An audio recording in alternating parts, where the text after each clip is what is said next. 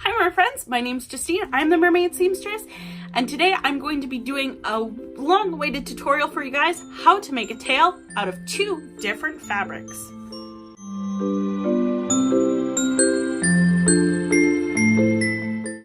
So if you guys have been on my channel for a long time, you may have noticed my beautiful blue fishtail, which I absolutely love to swim in, and I made it myself out of a nylon spandex blend, and it has two different fabrics. It uses a scale fabric on the body and a solid fabric on the fluke and the fins. I have had so many questions about how I made this tail, and I've seen so many other questions floating around the interwebs that I thought I would go ahead and make a tutorial for you guys. This tutorial is going to be a compilation of a couple of different tails. The main orange and pink tail that you will be seeing in this video is a tail that I actually made for Mermaid Nina over on Neener Noodles. She has two really cool mermaid DIYs on her channel, and if you might have seen, if you followed me earlier, I actually unboxed a whole bunch of goodies from her that she made me in exchange for this tail. So thank you so much to Nina. You can also check out her really amazing cosplays over on Instagram, and the link to that will also be in the description box below. That being said, let's get on with the tutorial.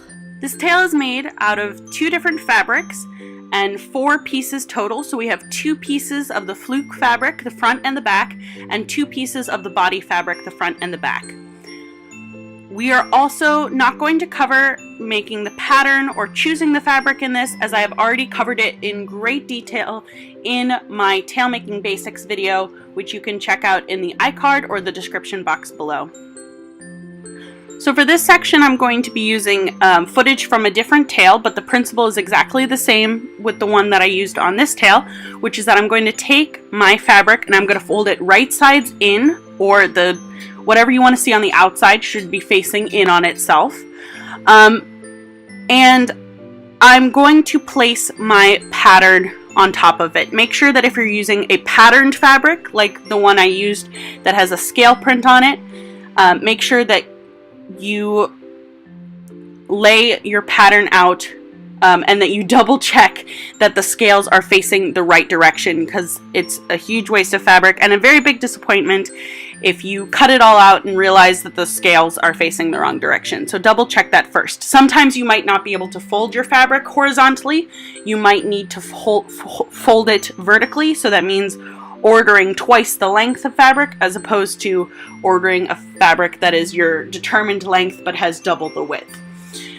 So make sure to pin it down or otherwise weigh down your pattern so that it doesn't slide too much while you're cutting. This fabric can be very, very slippery, and you're just going to cut around all sides of it, leaving either a 1/2 inch or 1 inch seam allowance around the entire thing if you haven't already added it to your fabric pattern.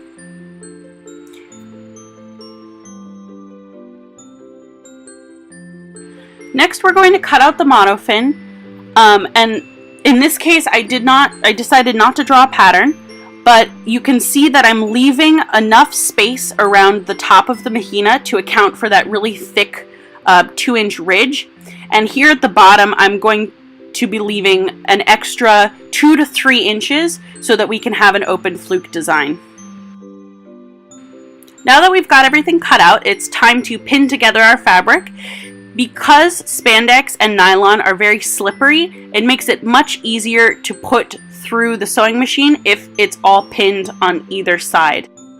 You'll notice that as I lay together the fluke pieces and the body piece that I haven't trimmed the fluke piece yet to that same curvature, and I will do that once both pieces have been sewn together.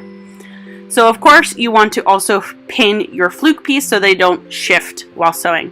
We're going to be using a triple stitch, or what's known as a mechanical back stitch, and we're going to do that all the way down the sides of the tail, making sure that you leave the waist area and the ankle area open so that we can sew in a waistband and so that you can get into your tail and so that we can sew the fluke on.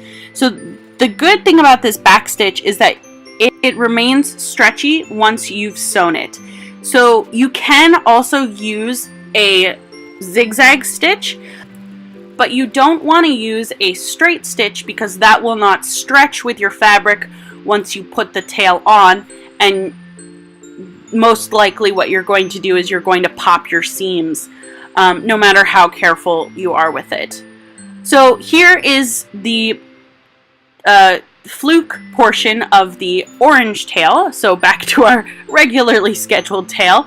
And you noticed I didn't cut it out as precisely because I did one side at a time in order to get that gradient pattern, but basically I've pinned it and I'm going to take it over to the sewing machine. And also on the fluke I did a triple stitch down both sides, and then we also have our triple stitch on the body of the tail.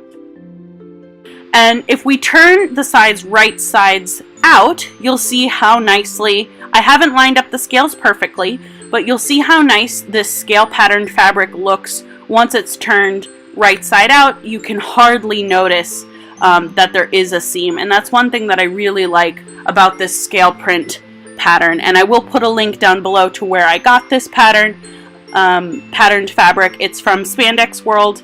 If you're in the United States, especially if you're on the East Coast, it's a really good place to get quality spandex fabric.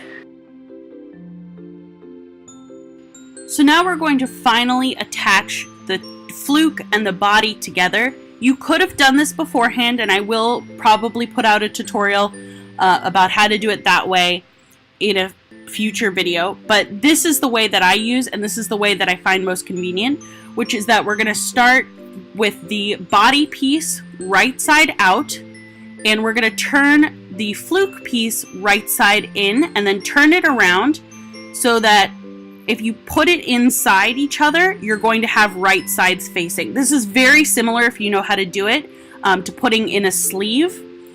And what we're going to do is we're just going to match up the side seams, and we're going to put those together, and we're going to pin the side seams in place first. So I've got one side seam pinned, I've got another side seam pinned, and then I just split it down the middle and pin the center front and the center back of the tail. And I divide it in quarters and basically just make sure that all of the fabric is evenly distributed around